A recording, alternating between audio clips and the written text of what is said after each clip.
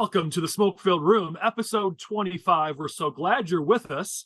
We were in person last week. We are remote again this week. Our producer, Lane Davis, is really hating my setup, and I'm sure that some of my friends who like to contact me and say how bad the quality is of some of my recordings are going to let us know that the lighting here is awful, but I don't care. I needed a cigar. I don't care how cold it is outside. My fingers and toes are probably going to freeze, but I got a cigar, so I'm happy. It's all right. How you guys doing today to my political team? All good. Sounds good. They got lots of energy. Matt, I hear on your way to last week's SFR, the very same SFR that you gave Chris grief about red light cam tickets, you got a red light cam ticket of your own. You know, it's either a healthy dose of karma or we're just doing such a good job on this podcast that the feds are listening. They don't care what we say. They know they're going to come down on us for something. So watch what you say. They're coming for you. I am innocent. I'm completely innocent. I did nothing. Never Just like convicted. some of the Democrats. That's what everyone says before they see the footage. Never convicted. I always love, you guys probably haven't been around for long enough, but there's a former Illinois senator by the name of Dan Duffy, who's a friend. I love him and his wife. But he got a bunch of red light cam tickets. We went down to Springfield to fight against red light cam tickets because he was getting tickets and he had the video. He never stopped. He just rolled through it while he stopped. And it's like, dude, you don't know. I love you, man, but you don't know you're not really the spokesperson for this. Like, if you keep getting caught running red lights with the right turn on red, you should maybe not be the one carrying bills down in Springfield to reform the red light camera industry, because you're not really the best spokesperson for this. As much as I love Dan Duffy, even so to this day, I was like, yeah, you're probably not the best person to speak out on this Maybe issue. not the spokesperson. Well, rumor Matt, has it that did you watch the video, Matt? Were you guilty? I was guilty. I mean, that Dan Duffy doing that would be like Michael Hastings chairing the domestic violence committee. I'd like to see that happen, but it probably won't. I mean, in Don Harmon's Senate, I could totally see that happening. Hey, I ran on the Human Rights Committee for the UN, right? So anything's possible. See, there you go. I mean, hypocrisy, let's just embrace it. Let's stop complaining about it. Let's just make it a way of life. Michael Hastings knows more about domestic violence than anybody, so he'd be ideal for that committee. You know what? Maybe that would be Dan Duffy's response, which is, hey, listen, I know more about it than anyone because I've had to live through it. So, there's a decent argument to be made there. I'm just grateful. I tend to be good at spotting those, so I don't get caught too often, though karma's going to get me now. My wife, Abby, who watches these, and she's going to kick me in the morning after she hears this, she, for a while, was not super good at it. So, we just keep getting envelopes in the mail with more red light cam tickets. To her credit, she hasn't got one in a while, and I'm very proud of her for that. But for the longest time, it was like, a piece of mail from the village of Schaumburg, like, oh, I know what this is. All right, how much is this one going to cost us? So you guys don't have to worry about the speed cameras in the city of Chicago. Those are the worst. You go 6 miles over the speed limit and you see the flash and you're toast. Yeah. No. Well, Abby and I were so nervous after we were in Iceland because they had so many of those cameras up, and I didn't know. So they would warn you about cameras, and then they had these little boxes that would have a smiley face based on your speed. So it would be a green, happy, smiley face if you're going slow. It'd be a yellow sort of face if you're going kind of fast, and then a red frowny face if you're going too fast. So of course, y'all know me, I want the red frowny face just because it's funny. So every time I'd see one of those, I'd speed up. Well, turns out those are the cameras that check your speed that they can send you tickets. So we were just waiting for months after our trip to Iceland. We did the math and it was like, this is going to be like $1,200 in tickets. And we never got a single ticket. I don't know how we got lucky. Maybe they just took the day off when they were reviewing that footage, because we should have paid a heck of a lot of money to the government of Iceland after that trip. So sometimes you just get lucky. Well, let's hope the feds didn't send this video over to the Icelandic government so they can expedite you over to Iceland. I'm also that giant white tourist who was going everywhere he wasn't supposed to be, so they probably know exactly who you're talking about. I have it worse than all of you guys because I have the Carroll Stream Police Department who literally gets a grant to pull people over for DUIs. It's like the highest DUI rate per capita arrest. Dude, that's DUI. I'm on board with that. Let's pull people over for that. I don't think you're going to get much sympathy for this. People over all the time. I don't think you're going to get much sympathy for this, Oliver. So there's the headline. Usually Matt's the one coming out with the controversial headline, but the controversial headline for today's opening is Oliver. Abby Oliver doesn't want people to be pulled over for DUIs. That's the headline for today's. All right. I guarantee it. Ask anyone in DuPage County what they think of Carroll Stream Police Department. It's a universal thing. You know what? We'll be there next month. So we can ask them. DuPage County. Oh gosh. All right, let's jump into our topics this week. Because last week was so heavily focused on veto session with our special guest, we have a ton of political topics, and my team and I have already been looking at this list, trying to cut back as much as we can, and we still have too many topics. So I don't know how many of these we're going to get through, but there is a lot to cover, and we're not even really in campaign season, so I'm not sure what the heck we're going to do in 2024. But let's start here. Because there's yet another Pritzker agency that's in disarray, that's having controversies and breaking rules, breaking laws, or just being overly ridiculous. So now we're talking about the Illinois Emergency Management Agency. So apparently, I haven't been following this too closely, but throughout the year, they've been having multiple problems. This isn't the first time this has jumped up. They've had multiple employees who've been forced out in lieu of termination for misconduct. We don't really know what that means yet. Hopefully somebody's investigating.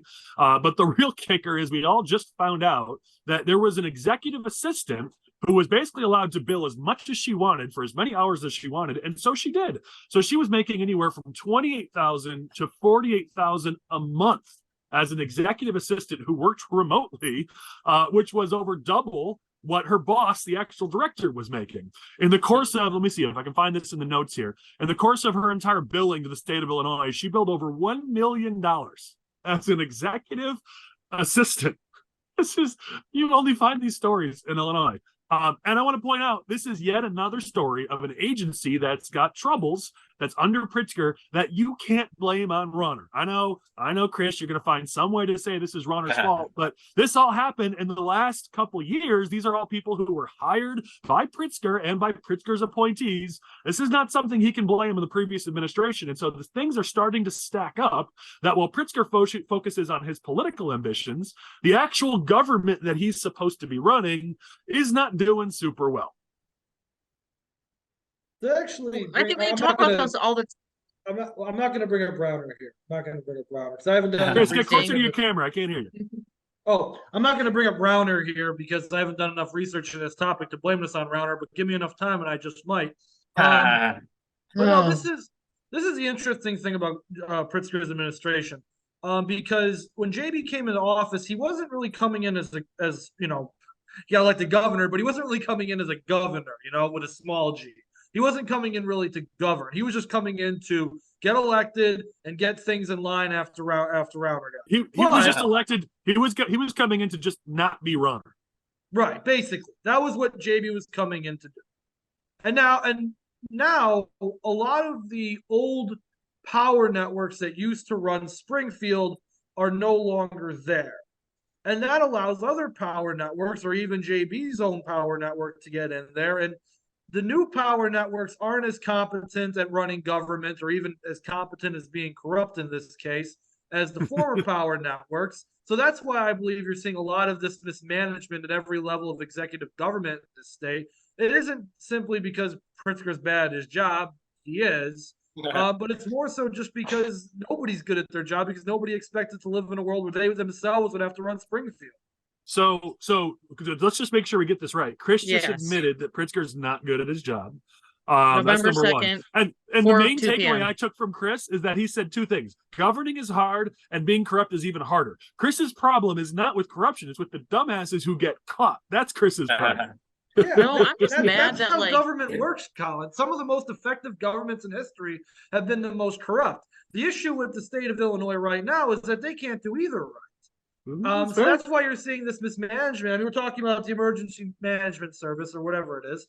And we're talking about this. And, we talk about DCFS and the PPP fraud at every level of state government. I mean, this is amateur hour over here. This stuff would have never been happening, 5 or so years ago, at least not to this extent we're seeing it now. This is some blatant stuff. You can say the words. It would have never happened. Go ahead. Under who? It would never have happened under Madigan. There you go. Oliver, what were you going to say? I was just gonna say, like, can you at least like, respect this level of like fraud from this employee? Like, we talk all the time. You're like, really, you're gonna go to jail for like, taking like That's a good point. $2,000? Like, come on, if I billing like $1 million to the state of Illinois and not getting caught, like, respect. Like, That's a good point. like, I mean, you that's see some these hustle state right there. senators, like you see it in the news now with Danny Solis and these state senators and others, and they're taking like $1,000 bribes, and that's what they're getting caught for. I think you're making a valid point, Oliver. It's go big or go home. If you're going to be corrupt, friggin' be corrupt. Yeah, Like, but how do you make 1,000 $28,000 a month and nobody notices? Like, again, like, respect. Like, as an executive assistant, like, that's what some make that like in a year. I'm just saying. That's the Yeah, bigger issue, Abby, is it's not that this was happening. It's that this was happening for so long. There was no oversight. There's no like, hey, maybe we should Yeah. check the budget or the bank accounts. Hey, why is there 50 grand going out this month? I don't know. We'll just look at it next month. Like there was no accountability. And I saw somewhere that she was billing 350 hours a month. Like, how is anyone working that long? I mean, maybe if you're really busting your behind for a specific project, but she's probably in the shower, washing herself, thinking about like, oh, I'm just going to think about emergency management. And they're like, all right, that's a billable hour right there. I don't want to know what she was doing and counting it as billable hours. Oh God, come on. I mean, we've all tried that, right? Try to get away with, oh, I talk business, so this is now a business lunch, and all you did was use the word business. But this has taken that to a whole different level of extreme. Well, I mean, I will say, what's expensive bad? When Pritzker's allies say there's probably a problem in that agency, then you know it's probably pretty bad. I mean, if you take 350 hours and then divide that by 30, because that's how many days there are in a month, that means she was working 12 hours a day, like 7 days a week, the entire month. Like that does not pass the smell test, that's for sure. Yeah, can somebody check Michael's math? Because I'm not very good at math. It seems right, but I don't want to be on record. I use a proving Michael Butler's calculator. math. I use a calculator. It was 11.66 hours per day. All right. Is what she would have worked if it was 350 a month. But it just goes to show you that we've talked about this before. It's just all of these. It's one problem after the next with all of these agencies. Like, there's no accountability really to Pritzker or people. The lieutenant governor. There's no accountability, so they think they can just get away with everything. So they're just going to keep doing it. I was just looking for hate mail. It seems like the only way I get hate mail on the show is if I say not nice things to Michael Butler. So that's all I'm looking for is some controversy. I can rip on the other three of you, and nobody seems to care. But I make one time a comment about Michael, and like, that wasn't very nice. Michael has like 76 different forward political those mothers to me so I can thank him later, or maybe I'll mail him a check for like $20 or something. There you go. Knowing how slow people in the South are, it would probably. This was a good discussion, but let's stay on Pritzker. There. Let's talk about next, because I mentioned Pritzker's national ambitions. We've talked about in previous episodes his Think Big America. Well, through that organization, he is now absolutely raising his national profile, as we all expected, and as we talked about. He's now spent at least 1.5 million. Some people have said he's already doubled that, so it's actually 3 million. And he's spending it in 3 states where there are big abortion fights right now: Virginia, Ohio, and Nevada. I think I got those all right. I'm trying to check my notes, but I have like 7 pages of notes for this week's episode. So Pritzker is absolutely spending the big bucks and raising his national profile. So what do you guys see with this? I mean, it's not new, so we may not have new information, but the fact that he's spending this much, including I guess apparently Spacebar mutes you. So here we go. Like we learned 2 weeks ago with Disarray's balloons. Now I learned that Spacebar is mute, so that's fun. But Pritzker's spending his money. He's put his money where his mouth is, and in Virginia, where they've got elections coming up in a month, he's spending big bucks. So what do you guys see here? Well, it's a classic political play. I mean, it makes sense. He has the money to spend. He's trying to play kingmaker. He thinks that if he could shell out some last-minute dollars so these people win, then in turn, when he tries to make a national move, they'll support him. I mean, we saw the same thing with Rauner a little bit on the statewide level, him giving money to other campaigns, so in turn, they would support him. We see this all the time, and I think it's a good move on his part, and if he can mask it by putting an issue on top of it, like abortion or whatever it is, and smart on him. The one thing that I think is going to be interesting is, okay, so now he's shifting his focus to some of these national items and spending money in other states. Does that mean that he cuts back a little bit here? Does he continue to dole out the same kind of checks to state reps and state senators, because obviously we've got there's some vulnerable Democrats running for re-election that if they're not getting that same level of support, like that may create openings for us, you know? Yeah, but you know what? So what I'd say to that is I think you're hitting on a good point, but I'm going to say what probably Chris was already going to say, which is they've got plenty of money, so they won't feel it missing.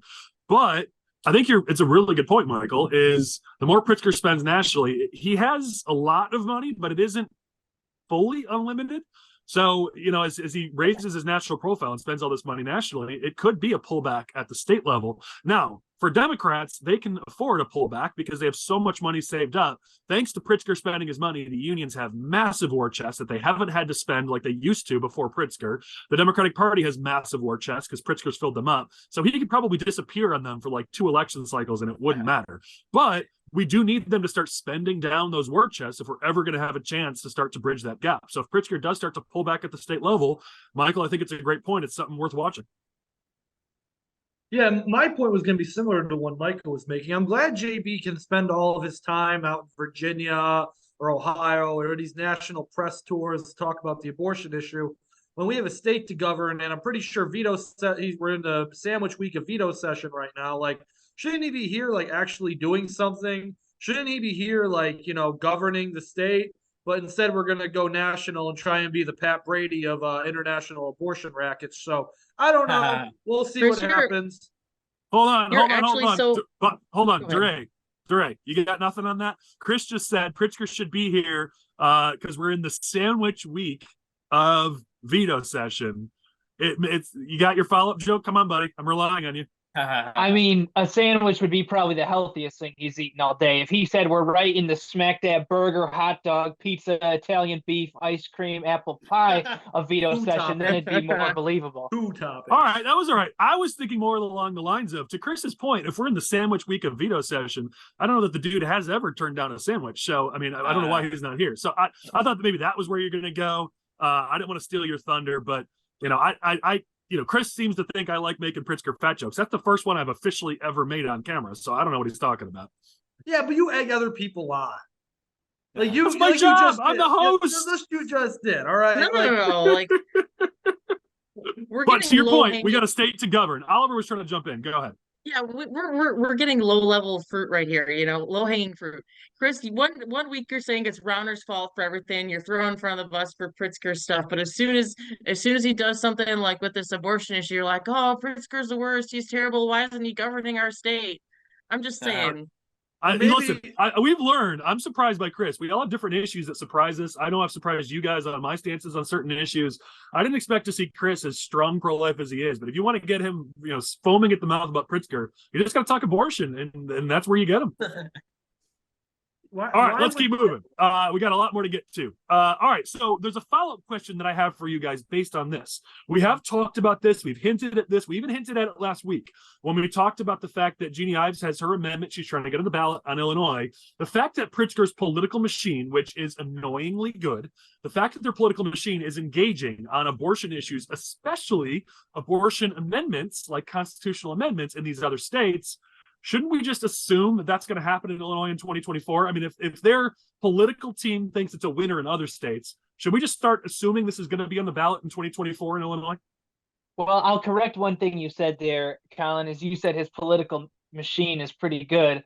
And while I do think that is fine, I don't think that's by any effort of his own. He was handed a terrible governor's mansion. He was handed pretty much an already blue state. He's a multi-billionaire. He didn't build any machine. The cards were just in his favor. But he built a political team that has proven to be quite formidable, and I want to at least be balanced and fair and admit the truth. And the truth is Pritzker's political team is actually kind of frustratingly good. I can at least in the land of the blind, the one-eyed man is king, Colin.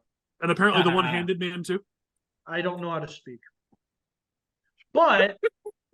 So, get to the point. Are we going to see a constitutional amendment on abortion in Illinois in 2024?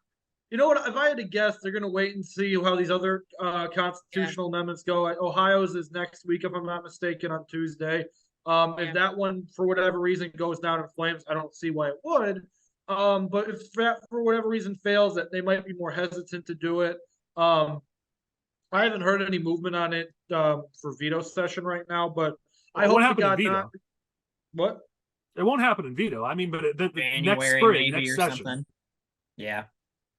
I mean, Yeah, we're certainly. I mean, if Ives gets her 500,000 plus signatures, there's going to be one amendment on the ballot already talking about abortion, and I'd be shocked if Democrats don't put something on the ballot for their side. Listen, you guys we need to reiterate for our viewers and our listeners, for those who weren't paying attention when we rolled out at the beginning of 2023 our research that showed that the turnout in 2022 had lower female turnout than male turnout. It was, or in terms of the turnout drop. Females dropped way more than males dropped. Liberals and progressives dropped way more than any other demographic. Minorities dropped way more than any other demographic. The vote share moved out of the city of Chicago. It moved out of blue areas and into more suburban and rural areas. What we see in the... what's in my mouth here? Oh, weird. I think I got a leaf stuck in my mouth. What we saw in this last election was actually that pro-abortion voter didn't show up. And so I'm worried about waking a sleeping giant. Now, if the Supreme Court in Dobbs couldn't wake them up and get them to the polls, I don't know that a couple constitutional amendments are going to wake them up and get them to the polls. But here's the unwritten story. Everyone says it was all about abortion, and that's why Democrats won in 2022. And that's actually not true. That's why they're running these amendments, because while publicly they say it was because of abortion that they won, privately they see the same data that we see, which is that actually pro-abortion voters stayed home in 2022. So they need to get those voters to the polls if Biden's going to win re-election, or whatever Democrats on the ballot next November, and if they're going to win a lot of these federal races and state races. So getting turnout up amongst pro-abortion voters is going to be a huge key to them winning in 2024. So I would be shocked if they didn't run a referendum, because they know that turnout was actually down, not up, in 2022. Well, maybe this is just part of their all-out war strategy that they plan on rolling out. We know that the Democrats never give an inch. They always take another mile. And I mean, last cycle, they wanted to drive out a certain demographic of people. So that's why they put the Amendment 1 on there. If they put something in on the ballot in 2024 to drive out those people, who's to say they're not going to do something in 4 years and then 8 years, whatever that target audience is, they want to drive them out. And I know Chris, he'll support the amendment anyway, just because he wants to, because he doesn't know anything. DeRay's favorite phrase, those people. But anyways, Chris, do you have a rebuttal on that or a thought on that? Oh, I was just going to talk about the fact that it might not have anything to do with voters at all. You have to understand is that the money of abortion and the Pat Brady's of the world just funnel the Democratic Party in these days. Oh, here we go. The money from big baby killing, if they tell you they want a referendum on the ballot, it's not funny, Oliver. If they tell you they want a ballot on an amendment on the ballot to enshrine abortion into the Constitution, they're gonna ask how high. I mean, that's what this goes, because it's all about the money, and that it's not about principle at all. Chris, to your point, it's not the point you were making, but I'm going to make a better point to make you sound smarter, which is hard to do. But the point you make about money, this is oftentimes all about money. The one thing that abortion did do for Democrats in 2022 was really help ramp up their fundraising. It does help them raise buku bucks as an issue. So maybe putting it on the ballot is less about turnout, and maybe it is just about raising more money, which is kind of related to the point that you're making. But the more you keep this out in the news, it is a great fundraising issue for Democrats. So at the very least, I could see them pushing this forward just for that, let alone for turnout. Because Lord knows the two biggest issues to the upper class are, in order, taxes and abortion. Well, that and are you going to put migrants in my backyard? Oh, I don't think they much care about that. The migrants aren't coming to their communities; they're coming to mine. Fair. I'm surprised Chris didn't say Pat Brady as the fourth biggest issue. That's right. I'm at this point, we got to make a list of the people who won't let Chris near them. Like, it's DuPage County GOP, it's Pat Brady. Like, we just got to start keeping a running tally. Schools, here. yeah. Schools. Nice, DeRay. Well played. I'm just going to let that ride because that was better than what I was going to say. All right, let's go to the next one. All right, let's talk about Gotion. So we have talked a little bit about the Gotion plant in Manteno, and opposition is starting to build. So we had a little bit of inside information on this that we now finally are able to talk about, because the company that we all work for, or in my case, own, Core Strategies, did a poll, several polls on this for Wire Points. We encourage you to go look at that poll. Lane will bring up some of it and post some of the results that they posted there from Wire Points from that poll. But it shows that opposition to this is starting to build. What they did in that poll, what we did, was ask a fact-based, do you support this or do you not, with just the state of Illinois is giving $536 million. This will be a $2 billion investment to create this plant. All from the news. We just clipped articles from the news to create that question. And then we said, okay, now here's what the proponents are saying and here's what the opponents are saying. And we copy pasted from both sides what they were saying, kept it as fair and balanced as we could. It was a pretty good balanced option there for people to hear both sides. And what we saw was that voters opposed this project by a spread of 26%. Statewide, including 36% who strongly oppose it. And those people in Kankakee County, who are right there, Manteno's in Kankakee County, they oppose it by a spread of 30%, with 43% strongly opposed. Voter opposition's already starting to build on this. And what we saw in Michigan is this same path, where opposition started to build, to the point where it was up in the 70% range of people who opposed what was going on. So you're seeing this opposition really start to build here in the state of Illinois. And this is something that could be a problem for Pritzker with all the tax dollars that were given to this company, and with just the sort of, again, you don't have to prove anything in politics. You just got to say that Gotion is partially owned by the Chinese Communist Party. That's all you got to say, and it's a negative for Pritzker. I know you could say it's good policy, that's fine, but it's bad politics. And this thing's starting to build up as a potential big negative for Pritzker. Well, it's bad policy anyway, as I mentioned in previous SFRs, because in the long term, if you keep giving the Chinese government and the Chinese companies money, they're just going to overtake the U.S. companies on our own soil. That's what's been happening the past 30, 40 years. Nobody's paid attention to it. It's why this country's not doing well economically at all. So again, it's not good policy either, even if it does create a small trickle of jobs right now. Well, something that I'm watching is just the EV industry in general. I mean, you just saw Tesla release their earnings, which were way down.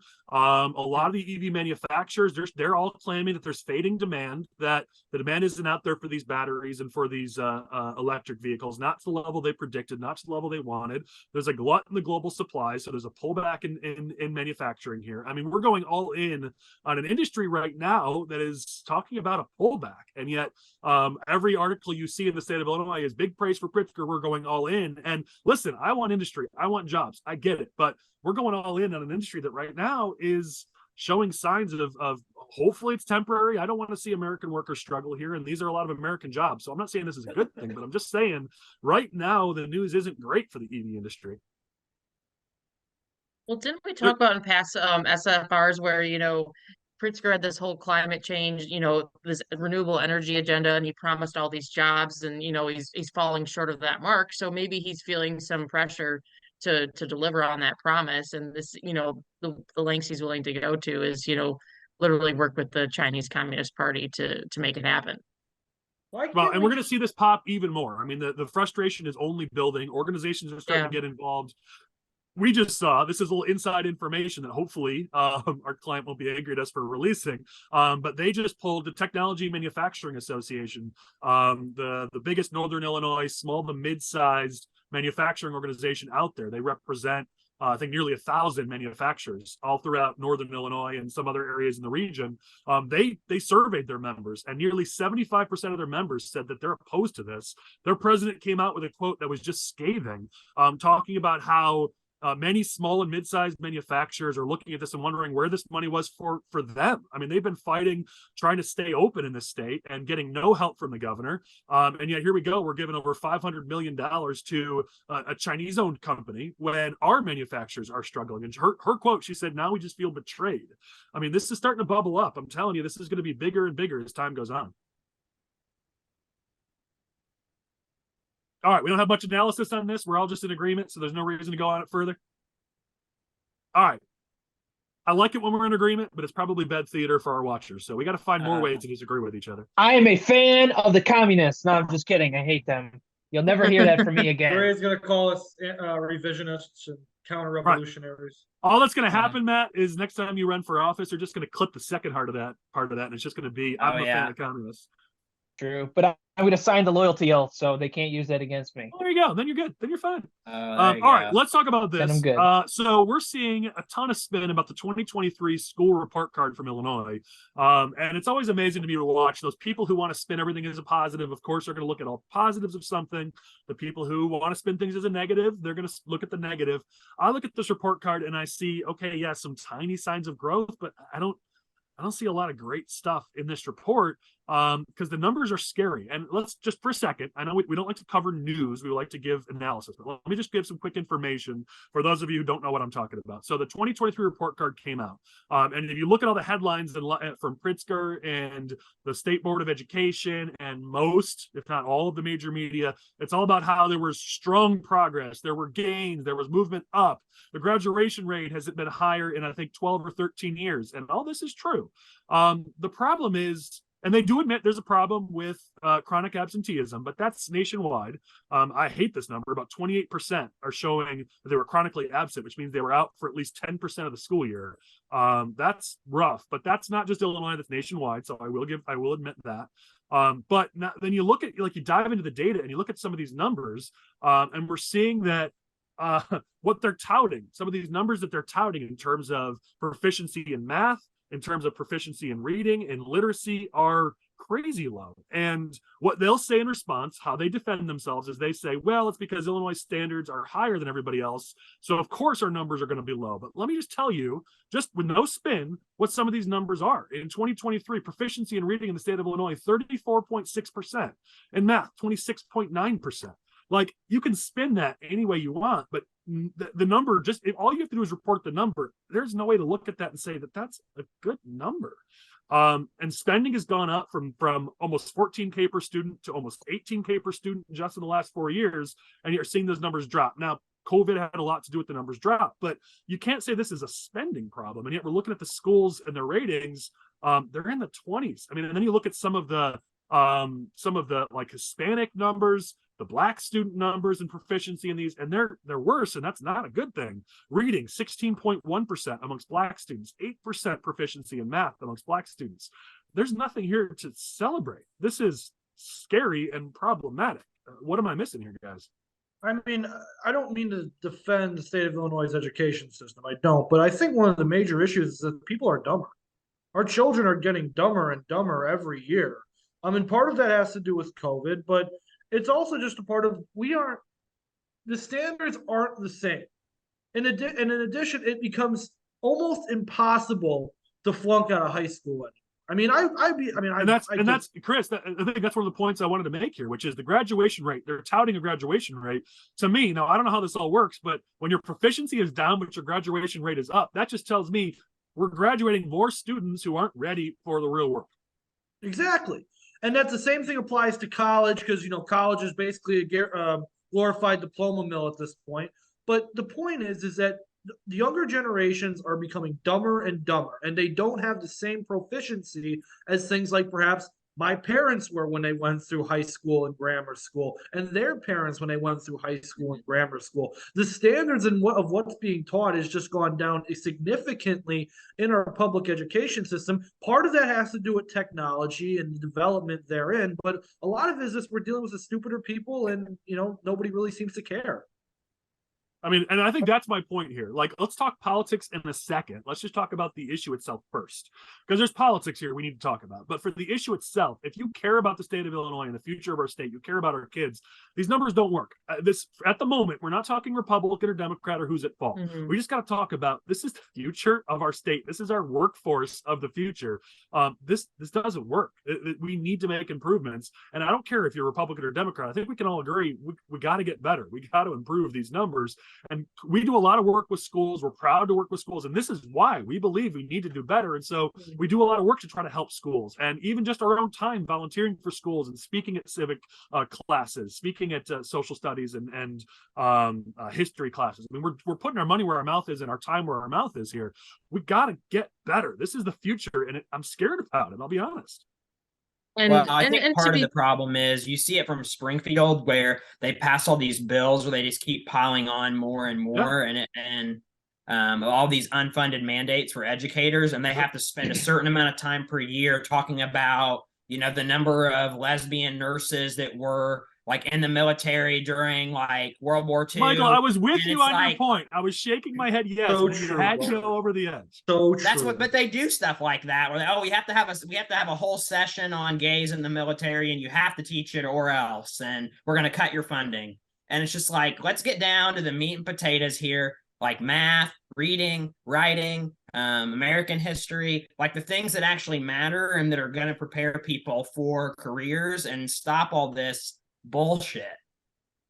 Oh, Michael's, I like the passion. And here, listen, every school I talk to, again, not left, not right, not Republican, not Democrat, when you talk to these schools, they'll tell you they agree with the premise of Michael's point, maybe not some of the specifics, but the premise being that, yes, Springfield keeps dumping these mandates on these schools, and there's only a certain amount of time that you have to educate students. And so the more and more that's filled, and the more of your budget you have to spend trying to achieve these unfunded mandates, the less you're able to invest in math and science and STEM and the things you really want to invest in. So the central point that you're making, Michael, is one that I don't think people really disagree with. Some of the specifics, they may quibble about the details, and but honestly, I think the central point is that schools want to get back to educating, and bureaucrats and politicians need to get the heck out of the way. I will give the one piece of good news, and then let's talk to the politics about this. The one piece of good news, as we talk about people needing to get needing to learn so they can prepare for their real lives, what I love to see is that community college enrollment is up. As a matter of fact, the numbers in Illinois are actually going up higher than around the country. That's great to see. We saw in this last year, enrollment went up 5.7% over last year. Community college is a great sort of step, a great process. You don't have to go to a 4-year expensive university. You can go into the trades. You can go to an apprenticeship, or you can go to a community college, get the skills you need for real life. So the one good thing, and I want to always be fair and balanced, so the one good thing I do see in some of the numbers we've seen in the last week is that I do like to see that increase in enrollment in community colleges. It makes me nervous a little bit, because the more you see increases in community college enrollment, that usually coincides with a recession. So that makes me a little bit nervous, those numbers. But overall, I do take that as a good sign. So at least that's me being fair, right, Chris? Well, I mean, we have some of the best community colleges in the country in Illinois, which, I mean, that's one of the great things about the state. I happen to live in Moraine Valley's community college district, and it's one of the highest touted in the country. And some people think it should be a 4-year institution instead of a 2. But I mean, we got some great community colleges in the state. If you're not an idiot like me, you should go to one. So let's talk politics real quick, because I always want to do the analysis of this. So we've talked through the issue itself. Our viewers now understand what we're talking about. So now let's get into politics. We're not going to be fair and balanced anymore. We're talking politics. And I don't know how this can be spun to not be a negative for every Democrat incumbent who's running for office. I mean, ultimately, this has got to be hung around Pritzker's neck. This has got to be hung around any Democrat that the Republicans are running against, especially in tier 1, tier 2 races. And you don't have to get into it. We tend to muck things up with too many words. Don't use words here. Literally, all you need to do is show the percentages, the proficiency in reading and math, and say, incumbent Democrat under their reign, here are the numbers. That's it. Chris will tell you, other people tell you, well, it's because our standards are higher, or this or that. Don't get into the why. Just show the percentages, because there's not a person on the planet who's going to look at those numbers and say 36%, 27%. Oh, yeah, I'm cool with that. Those are okay numbers, regardless of how we get to the numbers. Those numbers themselves, by themselves, I think we can agree, and maybe even Chris can agree, that's a political liability for anyone who could be tied to those numbers, because there's not a single voter, especially not, let's say, in the suburbs where we're struggling, there's not a single voter who's going to go, yeah, okay, I'm cool with that. Numbers in the 30s and 20s for proficiency, I'm fine with that. Well, I think if you're trying to get this invest in kids stuff, through veto session, this is a gift from God. You're putting these around, talking to these Democrats and saying, look, here are the numbers in our schools right now. Are you really telling me you don't want to allow, kids in the city or, in impoverished communities to have other options to go to school? Or do you just want to continue to have them this poor education? To me, it's a gift for them, and it's something that they should use. Not a bad point, Oliver. Good point. Well, we got failing edge. We got these scores that show that our kids are failing, and then you've got Pritzker and the Democrats trying to pull back on investing kids as much as possible. And it's like, we've got this good program that's providing opportunities to get people into better schools and get them out of this situation. And it's like, oh, no, we don't want to do that. We want to keep them over here where they're going to be, 36% chance of proficiency. And here's the thing. I mean, the argument that the unions like to make and that Pritzker likes to make is that we need to invest in our public schools to make them better.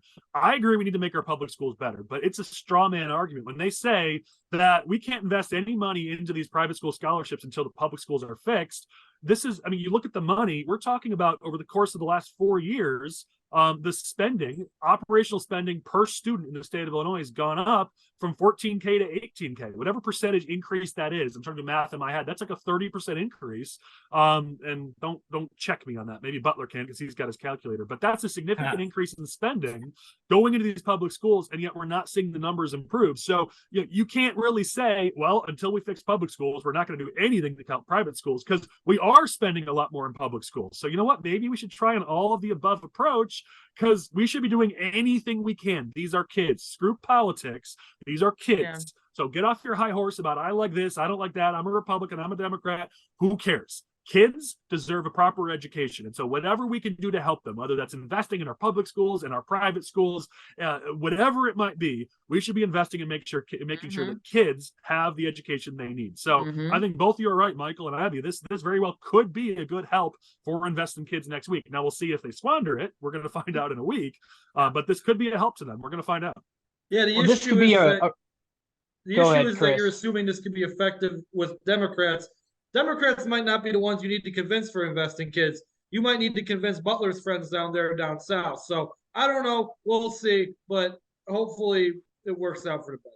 Well, Chris, on that point, I think this could be a really effective persuasion issue for middle-of-the-line voters who might be flirting with Republicans or flirting with Democrats, and that Republicans tend to have their red meat, their heavy Republican issues, and Democrats have their really Democrat issues. You're not going to convince someone in the middle on guns or on abortion or on family values. Maybe you will, but it's not that likely. But the average person who split ticket votes, or sometimes, will lean Republican, other election cycles leans Democrat, if you give them a really compelling issue on why Republicans have a better answer on education than Democrats, then I think you could totally flip some of those votes.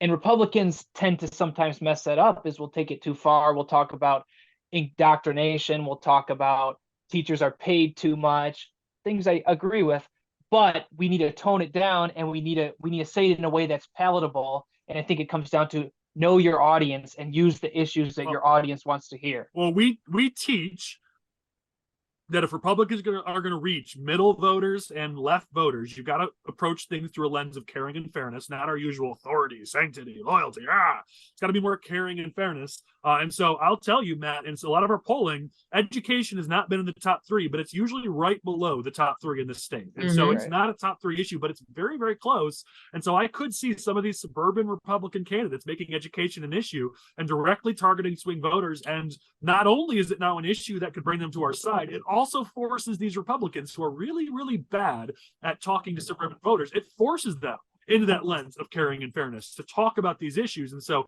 I love it as a political person, not only because it's a good issue that I think could work with swing voters, but it also might finally force our Republican candidates to start to learn how to speak to the voters that they're actually trying to reach. And unlike some other topics, I mean, if you take a stance on abortion, you're going to either make the center mad or the right mad.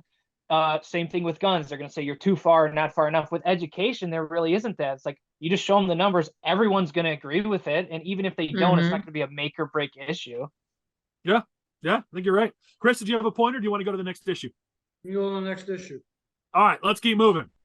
So we've been talking a lot about how there is a wedge that's being driven nationally, let alone in Illinois, in the Democratic Party because of Israel's war with Hamas, because of the generational divide in the Democratic Party, where my dumb dog, he's cute, but he's dumb. He just fell over. I don't even know how. Anyways, sorry.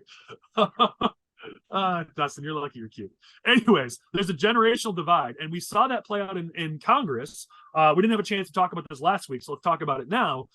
Delia Ramirez, U.S. congressperson from Illinois, was one of only 9 to vote against the resolution supporting Israel and condemning Hamas. And so as Republicans in the state look for opportunities to drive that wedge, here's another opportunity, another chance. And we've got to do the same thing the left does to us. There should be press releases from every Republican, especially those in and around Ramirez's district, about the Democrats. And even the county parties should be asking their counterparts in DuPage, in Cook, in Lake, and some of these counties saying, hey, do you agree with Delia Ramirez? Would you have voted for this, or do you disagree with your congresswoman? You've got to be using these issues to push and push and push and force this in the news.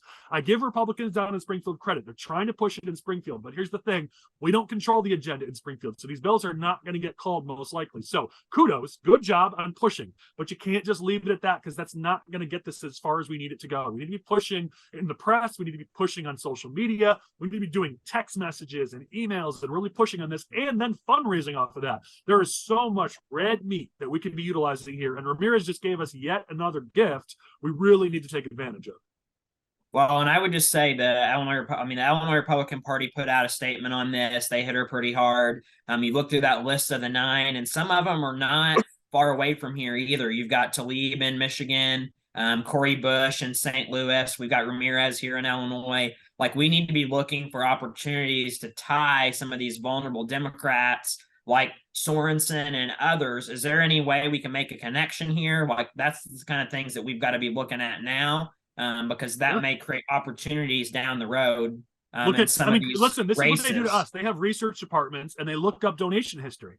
They have any of these Democrats, have any Illinois Democrats donated to any one of those 9? And if they have, call on them to demand those donations to be returned. I mean, this is the kind of thing that Dems do to us all the time. And it's ticky-tack. I get it. This is stuff on the margins, but this is what drives that news cycle. This is what gets us favorable coverage and gets unfavorable coverage for the other side. I know we don't have staff to do this, so I'm dreaming. But the whole point of this is to talk about how we can really push the envelope and get better and better right of center. And there's absolutely a gift here to utilize this. And a press release, I didn't see that from the state, so thanks for bringing that up, Michael. Kudos to Delegates for doing that. We got to keep pushing. We got to take it even further. Do that digging. Find that nugget that gets you that little press pop, that little notice, because it's these little things. We're not in election season right now yet. You got to find these opportunities to push voters your direction. This is a great chance to do it.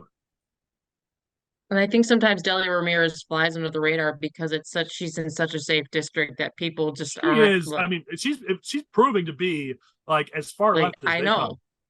come. Well, actually, I was going to mention that. I think that this might be intentional. I don't know what she personally believes on the topic, but it seems like that she's been taking some really far left votes. I don't know if she's trying to gain some notoriety as like the really far left young member of Congress, like Tlaib or some of them. So I wouldn't be surprised if she's just trying to get in the news for notoriety and then come back like an AOC or something. Who knows? Well, clearly she is trying to build a profile, so you're not wrong. And young, progressive, Hispanic, I mean, there's a lot to like there. So she'd be an idiot to not be trying to build up her national profile. But as we've seen with Pritzker, the more she does that, the more she's going to create opportunities here in Illinois. Are we going to win that district? No, we're not. But no. I can tell you that the Hispanic drop-off in her district was the highest we saw in any congressional district in the whole state. So if you're able to keep pushing and showing how progressive she is, and that continues to reduce Hispanic turnout throughout her district, that could be the difference in a state rep district or a state senate district there within the confines of her congressional district. I mean, there's a trickle-down effect that can benefit us if you take advantage of it. Yeah, but is the issue Israel-Palestine, Colin? Is Israel-Palestine going to move any vote in any direction in that? But it's not about the issue itself. It's what the issue proves, Chris. It's got to always be pushing towards a larger thing, which is Democrats in this state are crazy far left progressives. This is just another example of it. So you can't get lost on the issue because now you're just thinking like a standard Republican. That's what we always do, and that's why we lose. You've got to use the issue as a proof of the larger thing, which is the Democrats in this state are crazy far left progressives. And this is just example number 632. Right. Okay, but it's example 632. Let's use example 1 through 631 to do that. I mean, which probably have a little bit more potency. Wait, let me write this down. What'd you say? 631. But Chris, I'm not saying to not use the other ones. I'm saying keep using everything that's put in front of you to prove the larger point. We got to fight the larger battles. Stop fighting the small battles and fight the big battles. But are we really going? Here's the thing: are we really going to go down the rabbit hole of making Israel-Palestine the right-wing, left-wing debate? Because is it that, Colin? Doesn't matter if it is. This is politics, buddy. Come on, you're smarter than this. It's not what it is. It's what it is politically. It's what we can make it look like. And it's a topic that's continuing to stay relevant, whether we, like this conflict in Israel is not going away. Like, I know Twitter is a cesspool, but even like normal people that are not commenting politically are commenting on this issue or kind of getting caught up in these controversies. This is not going away, Chris. And to your point, like say like the point 631 happened 3 months ago, you can't just keep hitting on that same point. Like, you have to keep reminding people over and over and over again and staying consistent in that message. Like, even if it's just a small thing, you have to keep building and building your argument regardless, of what that issue is, I just even if think it is small. I'm just thinking you can find a vote last week that proves the exact same point. The thing I'll agree with you on this column is that it does have tremendous potential for the money end of things in terms of the Republican Party. If you do want to, we talked about this with the Bost Bailey primary. The same thing manifests itself in the Republican Party in general here and in the Democratic Party too. I recall last year it was last year. I gotta keep getting my ears right. Last year during Gil Villegas' primary against Delia Ramirez, he was being backed by a lot of these pro-Israel groups. That money will still be there if you want to oppose Delia Ramirez on this issue. So whoever's a Republican cannon fodder running against Delia Ramirez might be able to get a check out of these special interests. And listen, I would love to know. There's no way to know because it doesn't get publicly disclosed. But I want to know how much money the Republican Jewish Coalition is raising, because they used to be a massive money source for the Republican Party and a huge force in politics. That's dissipated a little bit over the last 6 to 8 years for various factors, including the big force behind it passed away. But I would just love to see what this has done for their fundraising. I don't know if we'll ever know. I just Googled it real quick to see if it's out there. There's nothing out there about it, but I'd love to know because I think to your point, Chris, they've got to be raising huge amounts of money, and let's keep an eye on that for 24. They might be a big force financially in 24. All right, I want to go to this because both me and DeRay wanted to talk about this topic. Mostly me because I live in this region, but DeRay because he caught this just like I did, which is property taxes just keep going up. And in the news in this last week, those of us who are idiots who live in Cook County, especially northern Cook County, I haven't gotten my bill in the mail yet, but I've been told by Maria Pappas that it's going to be really, really painful and scary. That apparently the median bill is going up 16% this year, the largest increase in 30 years. And we also see that Chicago home prices, everyone's excited. Chicago home prices are going up. It's gone up over 2 times since 2000. The problem is nationwide, the average is 3 times. So yeah, we're going up. We're going up way slower than anybody else in the country. And so you're seeing this start to hit homeowners. And the thing that just drives me crazy is the hypocrisy, because Matt and I always talk about this, that every Democrat, you look at their campaign literature, it's I'm going to fight property taxes. And yet property taxes just keep exploding and keep exploding. And I guarantee you, every Democrat running in Cook County or anywhere else for that matter, their literature in 24 is going to say I'm fighting against property taxes. And yet here we go. I'm going to open my mail and see a 16% increase in my property taxes. So it's more just the hypocrisy of the left, but guaranteed they're still going to say that they're fighting to lower property taxes. And someone at some point has got to call them out on this because this is getting ridiculous. Well, if there's any proof that voters should have competency tests in order to vote, I mean, I think it's something like this. Take the state rep, the former state rep who was in the 62nd district, Sam Yingling. I call him Scam Yingling because he's a total fraud. He had on his sign every election cycle, it'd say, Sam Yingling, the property tax cutter. And he had a little scissors going through the line. And every single time he's reelected, he goes straight down to Springfield and vote to raise your taxes.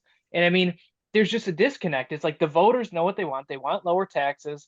They want good government on the smallest budget possible, but then they vote directly against that. So I think that there's such a disconnect, and that's the way we can win, is if we fill that void and we draw the line between who are the votes coming from, who's raising your taxes. It's the Democrats, not the Republicans.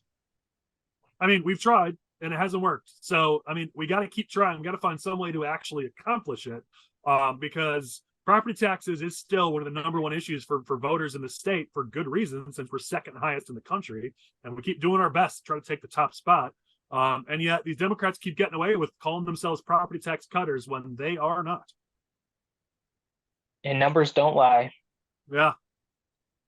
All right, let's keep moving, because I know that Chris is going to want to fight me on this. We had a good argument in the office this week about this, so I literally added it to the agenda just for that reason, because I want to rile Chris up. So, Chris, wake up, buddy. This one's going to get your blood up for fun. So I am frustrated, but apparently Chris thinks I'm crazy. I am frustrated that our Attorney General, Kwame Raoul, has time to sue Facebook because apparently Facebook is ruining our children because they're too good at their jobs. But he has no time going after all these government workers who are defrauding taxpayers, or has no time to try to claw back some of the money Just this last week, we saw yet another 1,000 Chicago employees are under investigation for PPP fraud. Like, this is money that's been stolen from the taxpayers, but Kwame don't be bothered. He can't be bothered with dealing with that.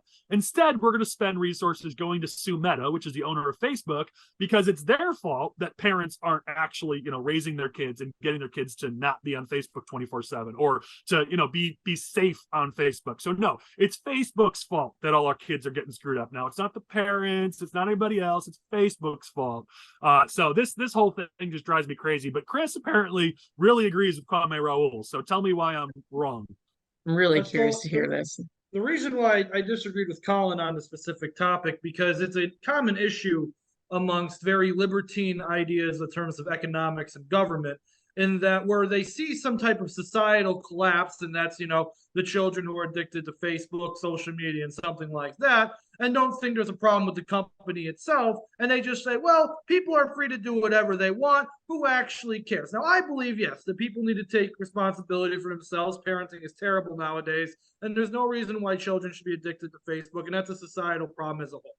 But to say that there's no issue with the Meta itself, the social media companies themselves, that they do not have ulterior motives and they don't have a goal to get children addicted to Tell me what product. they did wrong here. Well, what did they do wrong? The decline of our civilization and our children, Colin, and the excuse of profiting. That is what they did wrong. So literally because they created a product that people liked so much that they decided to get on it and use it regularly, that's wrong, because God forbid they create a product that people actually want. That's wrong. Let's sue them. I mean, tell me what they did wrong. If you're okay with the mass production of social media and its effects on society and children and all those things, then you need to really look in yourself in your mirror and call yourself a conservative, because what's happening with modern society and social media and everything is terrible.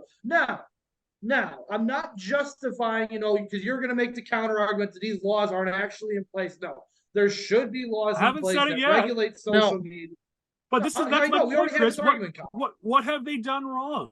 Like, if government had put rules in place that they were breaking, then you could sue them for that and go after them for that, because they broke rules that you put in place. But so far, tell me what laws they've broken in the process of doing this. They may have done something. They have done something you don't like. But why do we use the power? I answered the question wherein what they have done wrong. Now, what rules did they break? What laws did they break? None, because we have another problem in this country where we pass stupid laws instead of passing good laws. So therefore, it would be imperative that the state of Illinois, instead of arguing over stupid things and defrauding PPP and whatever other stupid things the state government does, it would be imperative that we actually take some responsibility, both at the federal level and the state level, to actually regulate social media and all of these other things. If we did that, but you don't want us to do that, Colin. No, time out, Chris. This is giving me shades of it's okay for Brandon Johnson to sue these car manufacturers, because that's really the problem with crime in Chicago.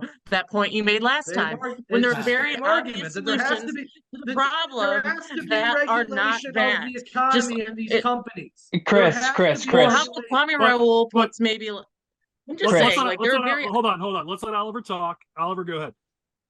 I'm just saying there are very, very obvious things that need to be addressed in our state, other than the issue of Facebook, regardless of whether it's an issue or not. Maybe the mayor of Dalton, who's doing all sorts of illegal shit and his office refuses to do anything about it. How about something like that? How about we address, problems that are going on, in what does Colin always say? We can do both. Why can't we do both? And I'm in favor of doing both. Unlike Colin, who doesn't want us to do one thing, he just wants us to do the other, but then says, "Why can't we do both?" Because that's every argument Colin gets himself. My central point, Chris, is listen. Yeah, you're right. I don't want more regulations. But my point is that how can we hold people responsible for laws and rules and regulations that don't exist? How do you say, listen, you should have read our minds and known that we wanted you to do X, and we were going to pass a law in a decade or so that would have made you do X. You should have known that, so we're going to sue you, and now you're going to spend billions of dollars in another settlement. That's my point. If you want these companies to do something, first create a rule or a law or a regulation, put it in front of them and say, okay, now you have to do this. And if they don't, now you can go after them. That's my point, where we're suing them for something that doesn't exist right now. Well, the argument in place was the argument as such. Well, the first question asked what they did wrong. I answered you what they did wrong. And the second part of this question is whether or not if they should pass these laws in general, and then should they go after them after that. That is the crux of this argument. Because all we're doing at that point is just out laughing at Kwame Raoul. Ha ha, Kwame doesn't know how to do his job. Okay, but it doesn't mean there isn't some merit behind the idea here. There isn't some actual intelligence going on in there. There's something there, even if it isn't fully complete. I think Chris talks a lot of smack. That kids on social media, there need to be protections in place. Parents need to be more involved. Yeah, there should be some rules put in place. So yeah, go ahead and look at what those rules are. I think we can all agree on what that is. My point is, number one, yeah, you're right. Kwame, maybe start focusing on some bigger problems that we actually really need to do something about right now. And number two, we're going to hold people responsible. As a business owner in this stinking state who is constantly gone after by the state for little things, stupid things that make no sense, yeah, I'm a little bit frustrated that here's yet another situation where businesses are being screwed and being held responsible for things that aren't really our fault. This isn't a mom and pop shop. This is Facebook. I'm shedding no tears that Facebook is going to lose money. Chris, you talk a lot of smack about Facebook for someone who posts himself in a headdress on it. So, that was from the Boy Scouts, Dre. You didn't like that picture? No, I just find it funny. You're talking a lot of smack about Facebook. What I'm nervous about is that was so quick that people didn't see it. So Matt, please email that to Lane, and Lane's going to bring it up in post so we can all enjoy the gloriousness of that photo. Because I think the argument's over. It's I don't know who won, but that's the conclusion. Facebook won. That's incredible. Yeah, That's incredible. Meta overlords have won again. Damn, Chris, I gotta tell you, buddy.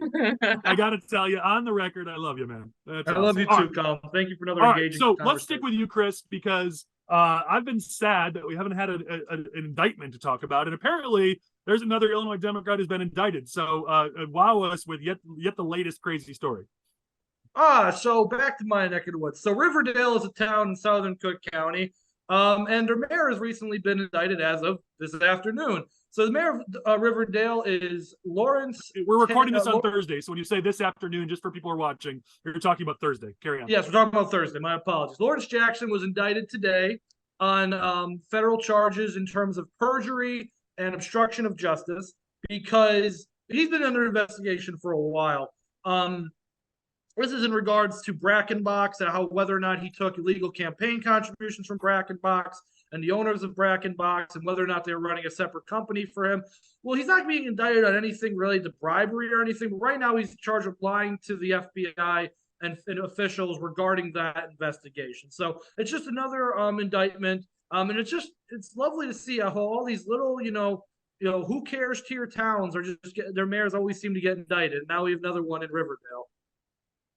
Yeah, and we checked because he's nonpartisan because he's in local office, but he's voted in every Democratic primary since 2000, right? Oh no, Colin, I believe that even Riverdale has their municipal elections be partisan. Are they? Okay. Yeah. So when we claim it's another Illinois Democrat, it is actually another Illinois Democrat, and the list just keeps growing and growing and growing. The question is, is this gonna pop in 24? We're gonna see. Is corruption gonna be a good issue for us? I don't know, but here we go. Another story that just keeps seeming to add up, and no one seems to care. All right, let's get into political updates. We are an hour in, which is usually when we're supposed to stop, and now we're getting to our campaign updates. So we're gonna have to go through this. We'll probably skip a couple of these.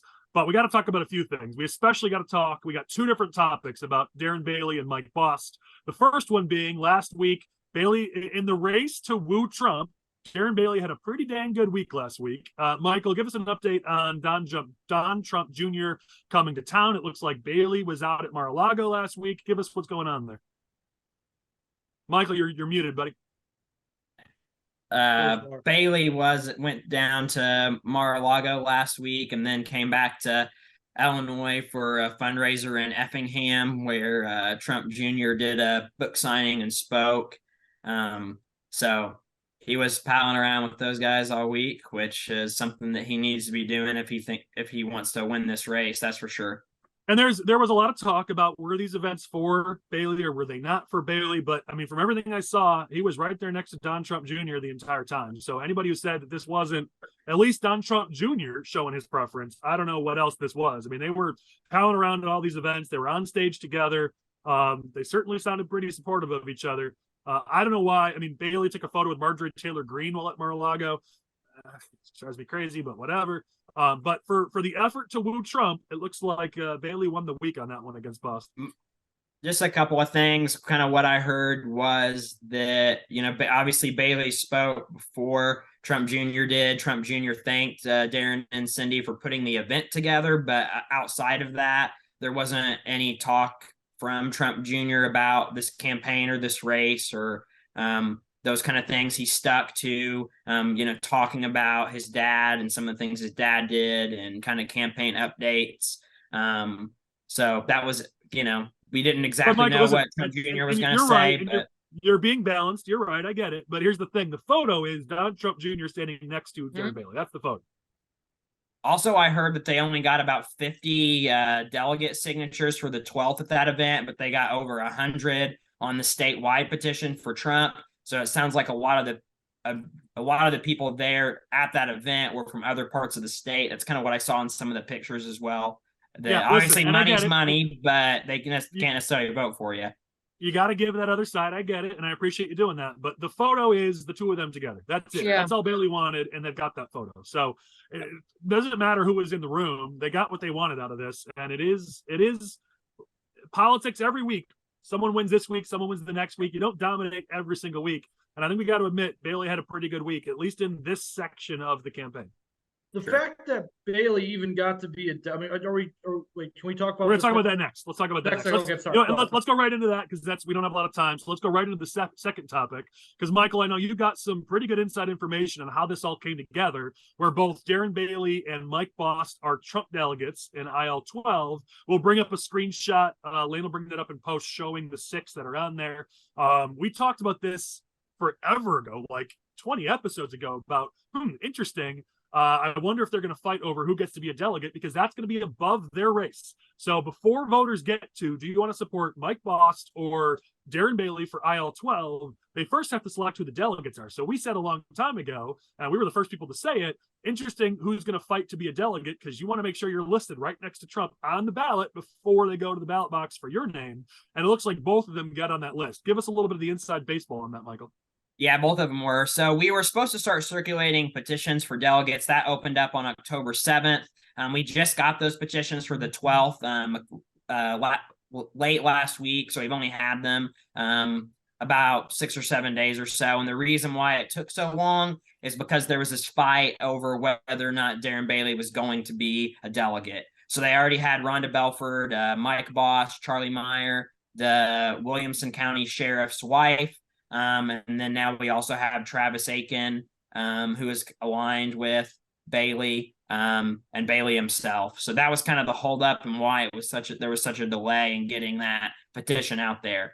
So we kind of have a truncated window to get those signatures, which is tough, but we'll get it done. Well, and also, if you look at that list, I think it's kind of interesting that it's Bailey, Bost, and Travis Aiken are the main delegates. And then you've got some pretty well-known political figures who were forced down to alternate. Because, I mean, I understand Bailey and Bost being delegates. I know Travis. We've worked together on some things over the years, so I don't mean this as a ding to Travis Aiken, but you're looking for the strongest possible delegates in the top 3. That's like me putting my name on the ballot above people like Rhonda Belford or state reps or state senators. Like, I wouldn't do that because I'm not important. Travis, I love him. Like, on the ballot, not super well-known name. I feel like there's probably some problems there. I don't know how much you can talk about, Michael, but I got to imagine there's some unhappiness there about people being forced down to alternate so that Travis Aiken could be a full delegate. Yeah, I mean, you want your elected officials and the names that are most notable to be at the top. You don't want, it's like if I was a delegate, you wouldn't put me first on the list. I'd be an alternate, and that's to be expected. But, it's politics. Chris, what were you going to say about the whole delegate thing? I was going to say it's a win for Bailey even becoming a delegate. Honestly, I think Bailey being a delegate for Trump, even if it's with Bost, that's a net positive for Bailey because it automatically just will keep those Trump ties going. Because Plus, it elevates him. It elevates him to Mike Bost level. It puts them side by side there. Bost is first, which I think is the way it should be, and that is good for Mike. But putting the two of them side by side, showing that they're equals, if I would take that as a win if I'm the Bailey team. Yeah, and if you're, I mean, again, assuming again the equal thing, and if you're a conservative going into the ballot box and you see Bost and Bailey as equal, but then you think to yourself, who's more conservative? You're probably going to go with Bailey, aren't you? That's why I think this is good. This has to be, even if it's a slight win, even if this is only a slight win for Bailey, this has to be chalked up as a win for Bailey. Yeah, I don't disagree. I mean, it's interesting to have watched this fight, and we haven't been able to share everything. For those who are gracious enough to share things with us, we are always very, very careful about it. If you tell us we can't share it, we don't. So we've known about this battle. We've known about the inner workings of this for a very long time, and our watchers will know we haven't shared it. So we do take our sources, their anonymity very seriously.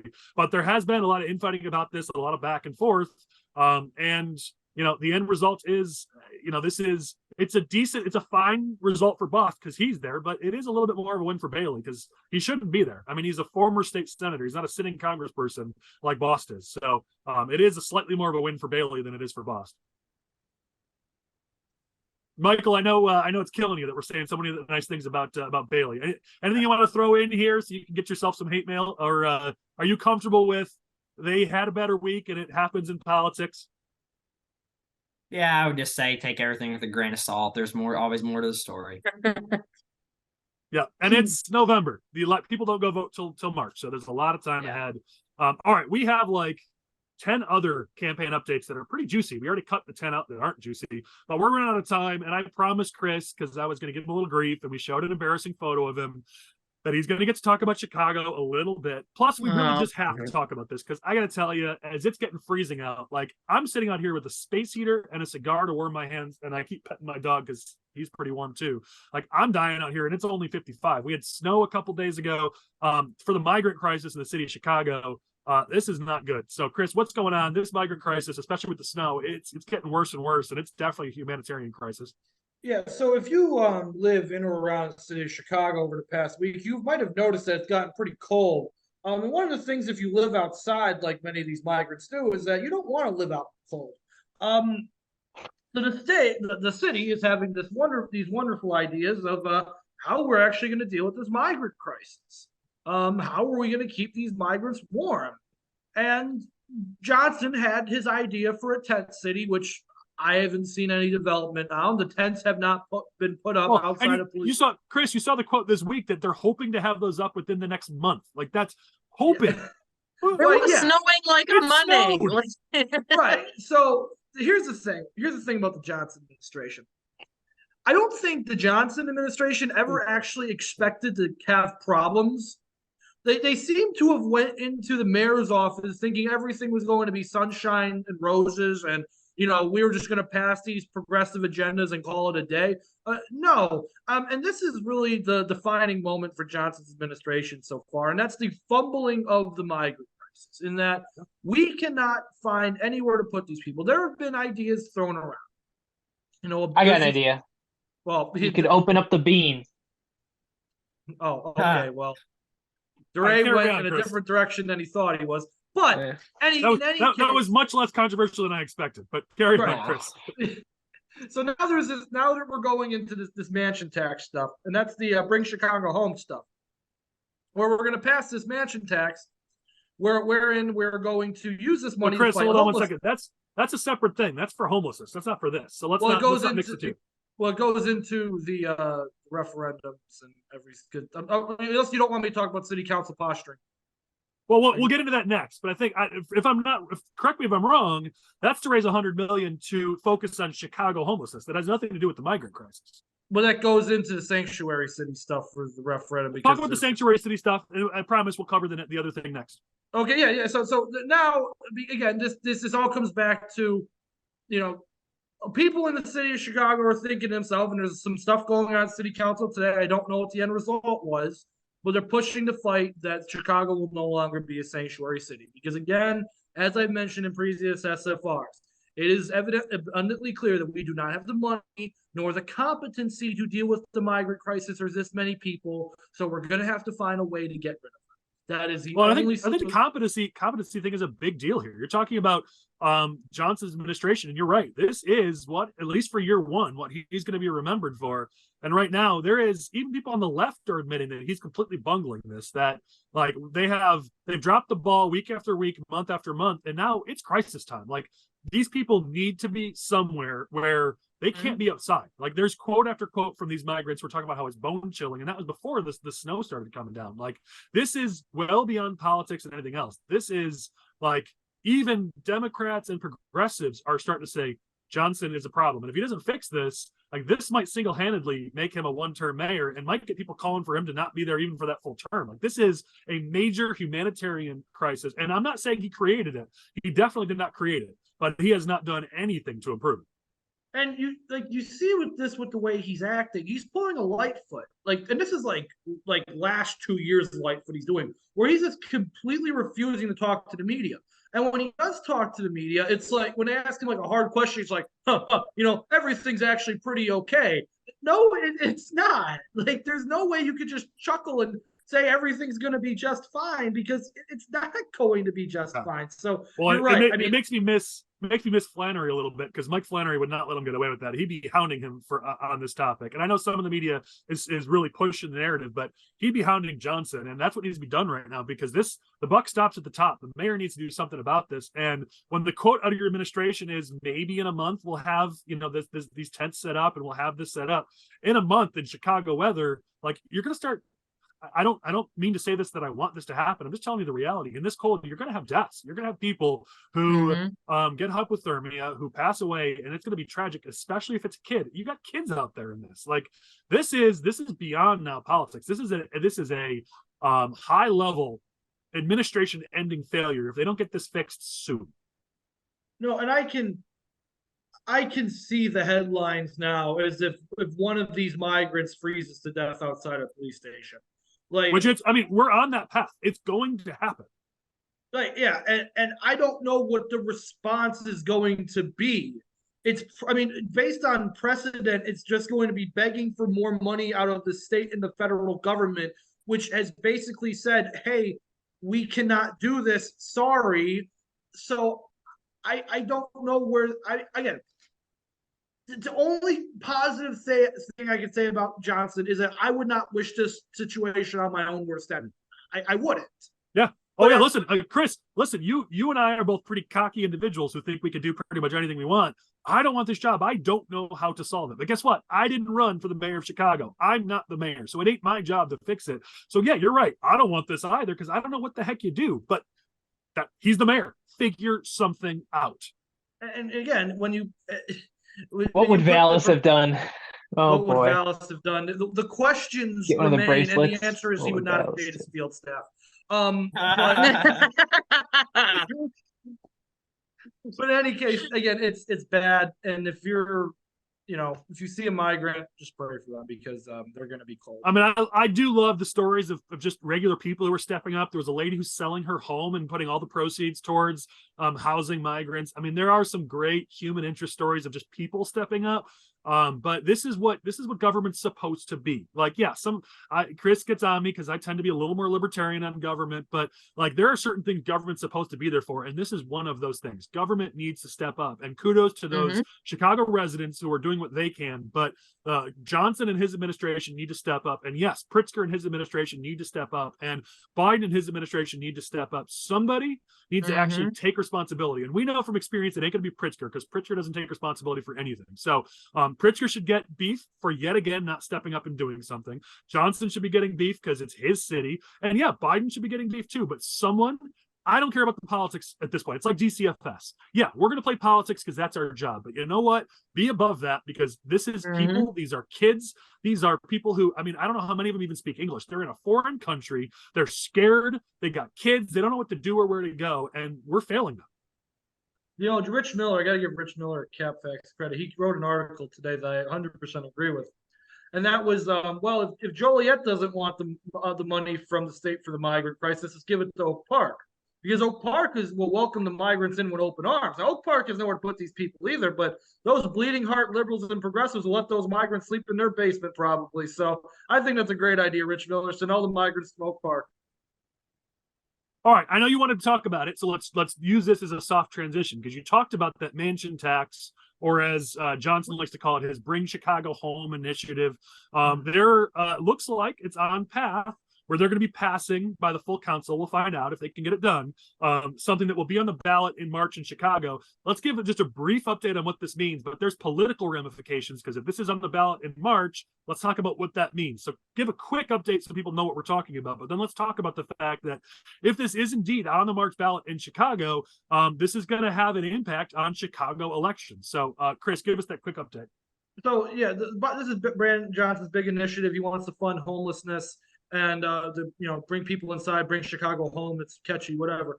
So it passed out of City Council Rules Committee yesterday, and as part of this referendum, some of the opposition forces in the council to this referendum are also pushing to get the referendum on sanctuary cities on the ballot for the upcoming March primary. That was all being deliberated today, and I did not get a chance to see the conclusion of that because they were arguing over what a quorum is.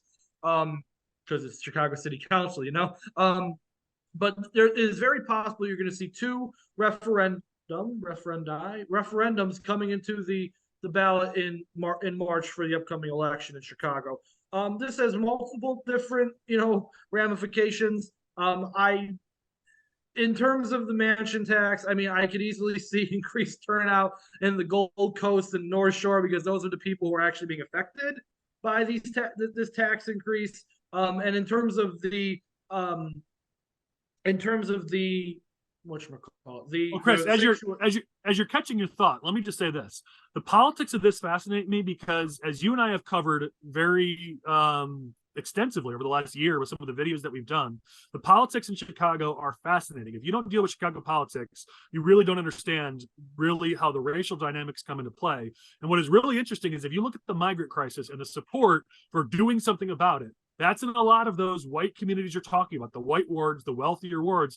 They're the ones that support doing something about the migrant crisis. Well, now suddenly on homelessness, you're going to put something on the ballot that's going to ding those neighborhoods to do something about homelessness. And so you're putting the one group you have that is in favor of doing something about the migrant crisis. Suddenly now you're going to put something on the ballot in March that's going to possibly flip them and make them angry and upset and not on board with this. Like, the politics of this don't make a lot of sense to me, because you kind of need them right now for the migrant crisis. Why wouldn't you put this on the ballot maybe in November instead of putting it in March, so you can solve the one crisis, then it warms up, and now let's address the next crisis. But by jumping on it right away, you're alienating the one group you kind of need to solve the migrant crisis, because it isn't Black wards, it isn't Hispanic wards that are supporting the efforts on the migrant crisis. They're the ones showing up, especially Asian wards, Asian voters. They're showing up to these community meetings saying, we don't want this temporary housing in our wards. So you've got the one group that's with you on this issue, and yet now you're going to alienate them with this other semi-related issue. It just doesn't seem like smart politics to me.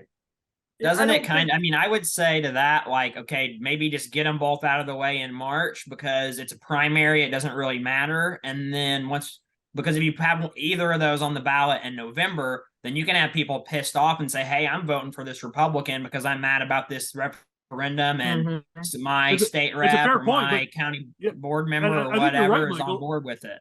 I think you're right, but here's the thing. It's a primary, a March primary, where the Democrats don't have a presidential primary. So turnout in Illinois in 2024 primary is going to be very Republican and not super Democrat, because there's not a lot of Dem primaries going on. There's a few little ones, but it's mostly Republican because of the presidential race. That's true. So I would also question, does this pass in March if it gets on the ballot? I don't know. I that's a really good point, Colin. I haven't really thought of. I guess the only thing I can think of is that they are banking on a more progressive base showing up in a primary because there's a lot of different primaries that are going to be going on there. The north side is a mess in terms of, you have the Toro district, which we haven't even talked about yet. That's going to be a bloodbath. You have so many other primaries that are going to be pushing up. And you've got the Cook County State's attorneys. So you're right. There's some good primaries in the Dems. There are some good primary fights that are going to be going on the ballot. So my anticipation is that they're going to be hoping that a more progressive base is showing up in the Democratic primary for those races. Now, that could backfire for a million other reasons, because you might have a more conservative base showing up in the Democratic primary to oppose status as a sanctuary city and to vote for Eileen O'Neill Burke instead of Clayton Harris and whatever other race is going on. So it's a very interesting thought. I want to see what referendums are going to the ballot in March? Is it just the mansion tax? Is it the mansion tax and the sanctuary city? And I want to see what the opposition lines up at, because trying to market both of those referendums, I mean, that's a nightmare, and I don't even know if I want to do that. Yeah, I mean, this is, and the reason why we bring it up on this episode is we talk politics, and this is going to be big in Chicago politics, and it's going to have a big impact on that primary and possibly even the general. So it's something we need to keep a close eye on and keep talking about, because are Republicans going to win any races in Chicago? Yeah, probably not. But the more infighting and challenges and problems are on the Democratic side in their vote-rich base, that ain't going to hurt us. So it's certainly something worth talking about. Not to mention, it's just fascinating to talk about this sort of the give and take of Chicago politics itself. Yeah, I mean, I'm glad we can have the conversation again. There's still a laundry list of things we still need to talk about in Chicago politics, but the migrant crisis isn't going anywhere, and these are these referendum problems. So if you ever want to really tear your hair out, go watch Chicago City Council meetings. Yeah, that's for sure. You think Springfield's dysfunctional? That's for dang sure. All right, we are out of time, and let me just give a quick rundown of the things we didn't get to. We still haven't talked about Durkin and the state's attorney's race, and we got a lot of updates on the Democrat and Republican primaries for the state's attorney's race. We got people jumping into Senate District 37, which is Win Stoller's race. We got a new Republican candidate in aisle 17. We've got updates in the primaries against Severin and Bryant. We've got Democrats jumping in House District 45 in Oliver's area, which is one of the best Republican opportunities for pickups, but we don't have a decent candidate so far. There's a couple running. We're hoping one of them proves to be a decent candidate, but right now Republicans are behind the 8 ball, and Dems, it seems like they now have a decent candidate there. We've got a decent Dem candidate jumping in Mike Marin's old district, which is one of their top flip districts on the Democrat side, so that's not good news. There's a couple Dem primaries, like against Iris Martinez in Cook County. We got Natalie Toro, you mentioned. She's already running ads, and it's just November. We got a lot of topics in Chicago, and I know you wanted to talk about the new school board map, and then there's like 30 other things we also haven't gotten to. So, as always, in our smoke-filled room, you don't want to miss next week's episode, because it's not going to be a boring episode. And on top of all that, we're going to have everything that happens down in veto session next week, because we're going to record on Thursday after veto session ends. So we're going to be able to give you everything that happened in veto session and what the political ramifications are. So we've got a ton to cover next week. Don't miss it. In the meantime, I'm really grateful for you all for joining us in the smoke-filled room. Thank you to our viewers. Please like, subscribe, share this with other people. The feedback we get from you all is awesome. You share with us your thoughts. You share with us things that you've heard. We're really thankful for that. You even give us helpful advice on things we could do better, which we love. So please keep doing that. Special thanks to my team. You guys are awesome. Abby, Chris, Matt, Michael, Lane Davis, who does countless of hours of work putting this all together behind the scenes. Thank you, Lane. I'm Colin Corbett. We will catch you next week in our next smoke-filled room. And here's hoping it's warm enough that it will still be a smoke-filled room, because my fingers are a little bit numb. Anyways, thank you all.